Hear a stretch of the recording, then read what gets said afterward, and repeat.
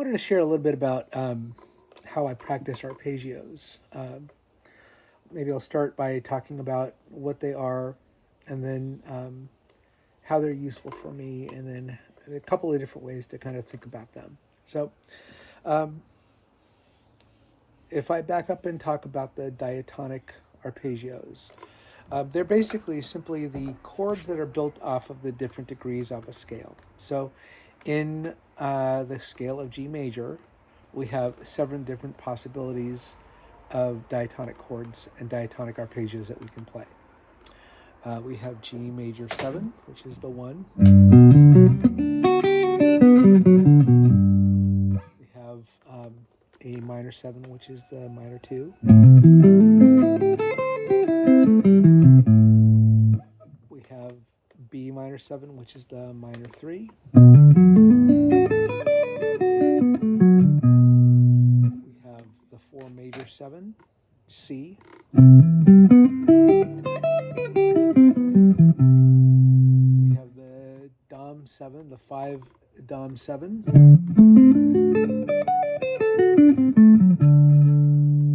The 6 minor 7.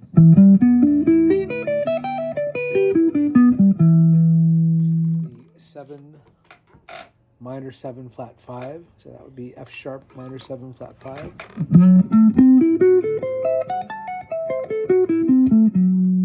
then we're back to the 1.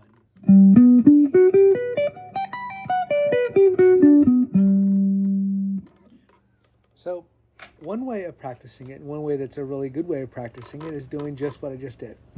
Playing the entire diatonic arpeggio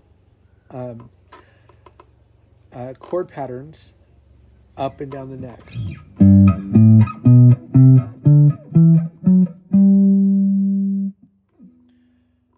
And then what I would do from there is I would go ahead and start playing, going through the circle of fifths and just going through that same pattern. So if I start on G, then the next key in the circle of fifths is D. And I would start here.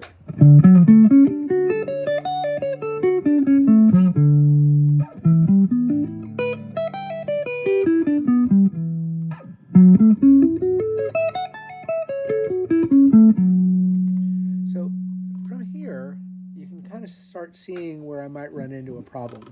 I might run out of frets, right? If I keep on going up, I won't be able to hit some of the chords because I'm going to run out of frets. So what I can then start doing is moving those chords back down. So rather than playing my minor 3 up here, you can move it back down here.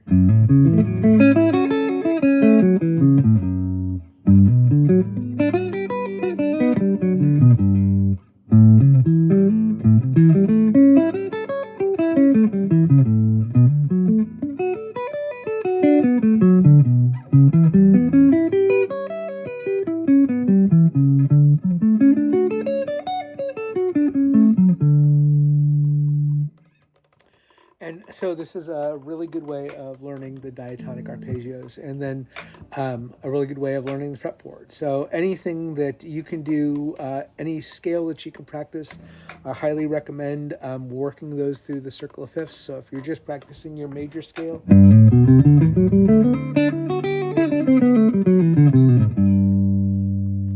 if I were to work that through the circle of fifths, I would go up to D.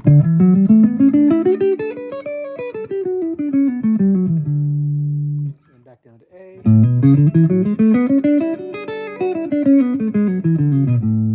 E, etc.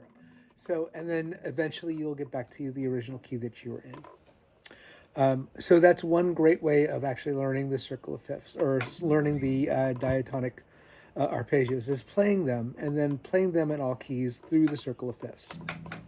Another way, and this is a way that I really actually like, because it makes me think a bit more, is to start using inversions in my different chord patterns. So inversions are basically the places that you start when you play your arpeggio. I'm sure that There's probably a better technical term or better musical term, but I kind of think of it like that, right? So if I'm playing the root arpeggio or the root arpeggio of a major scale, I can play it like this. And then if I wanted to start on the first inversion, I would play the arpeggio starting on the third of the chord. So here is the third, and it looks something like this. And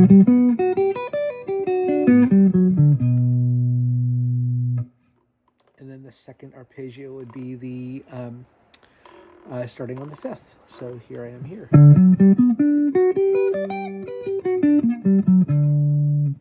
Don't think I played a major 7 with that last note. Okay.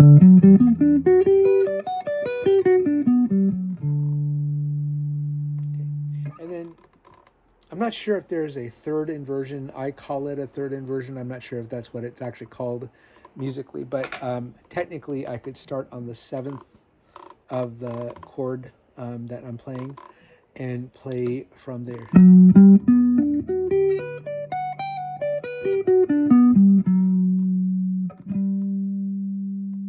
So I can combine the different inversions and then keep my range of frets limited to just a certain spot on the fretboard. So if I kind of wanted to target like maybe from the 2nd to the 7th, I could do something like this. I could start with the root of G.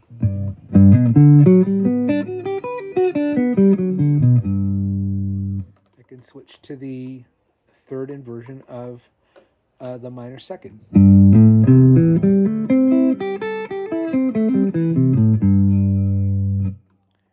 And then I could switch to the 2nd version of the minor 3rd.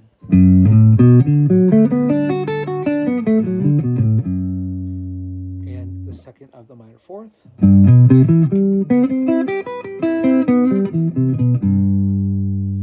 The 1st inversion of the Dom 7.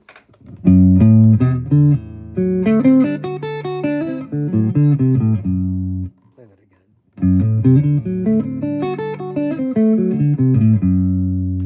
And then the 1st inversion of the minor 6th.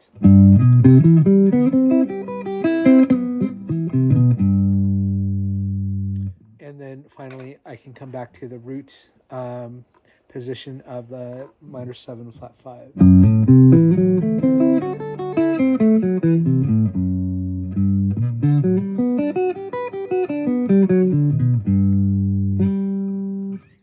So that way, I can just keep the range limited to a certain amount, and that makes me start to think, well, if I wanted to play a minor 6 in this particular position, where would I actually have to play it?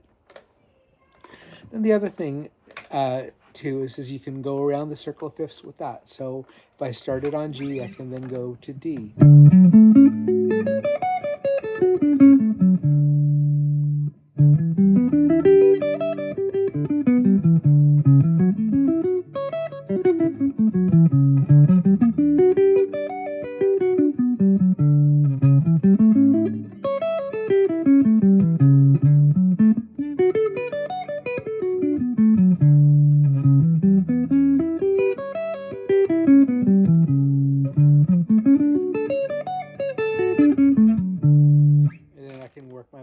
Circle of fifths like that.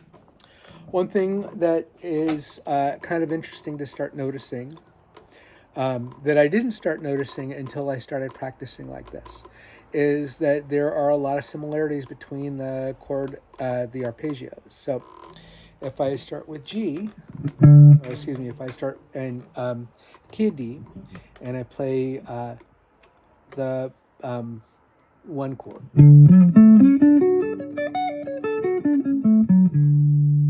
And I play the 6th chord. And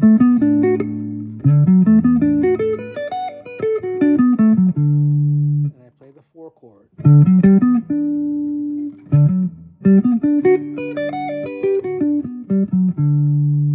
All of those chords have actually very similar shapes to them. Likewise, if I play the 3 chord,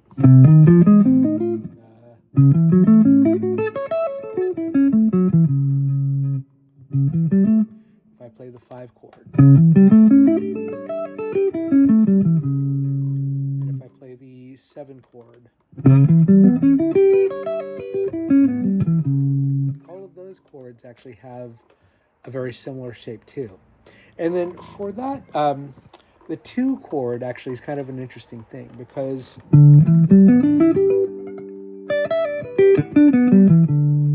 kind of looks like the 1 if you're playing it like this. And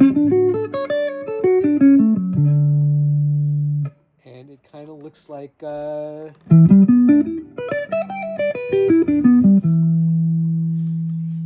it's kind of an oddball. So you'll find that too. But those are some things that you kind of start noticing when you start practicing like that. Again, you can also use inversions if you want to kind of, rather than starting on the root, you can start on the 7 or on the first inversion. So that's the first inversion of G. I can then go through my diatonic arpeggios. Here's the root of the minor 2. The root of minor 3.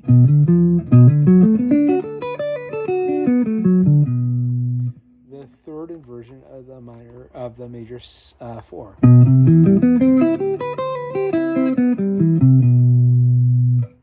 The second inversion of the Dom 5.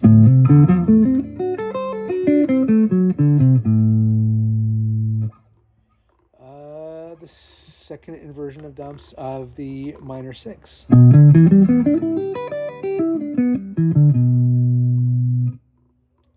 And then the first inversion of the 7 flat 5 chord.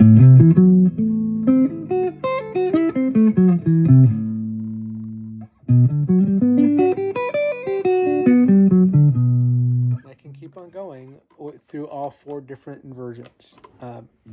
Anyway, I hope that this helps. I hope that this gives you something to think about. Thanks. Bye.